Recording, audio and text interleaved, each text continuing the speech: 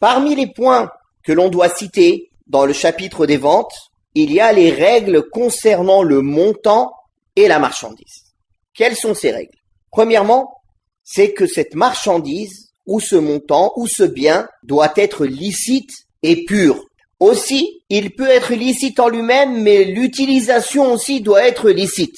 C'est-à-dire, si l'on sait que l'on va vendre un bien qui est licite à la base à une personne qui va l'utiliser dans l'illicite, on le sait avec certitude qu'il va l'utiliser dans l'illicite, alors il nous est interdit de lui vendre, car ceci reviendrait à l'entraide dans le péché et la transgression.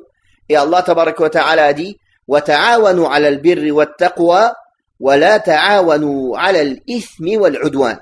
Entraidez-vous à l'accomplissement de la bonté et de la piété et ne vous entraidez pas à l'accomplissement du péché et à la transgression.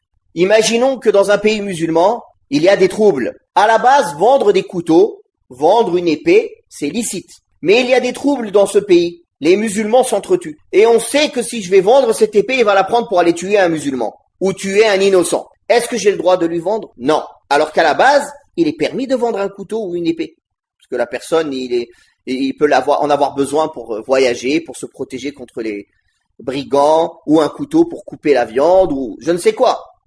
Parmi les différentes utilisations licites, qui sont à la base licites. Mais sachant avec certitude que cette personne va l'utiliser dans l'illicite, ou bien on a une forte présomption que ça va être utilisé dans l'illicite, surtout si ça concerne l'honneur ou le sang ou la vie des musulmans, alors il nous sera illicite de lui vendre, ou de lui donner même.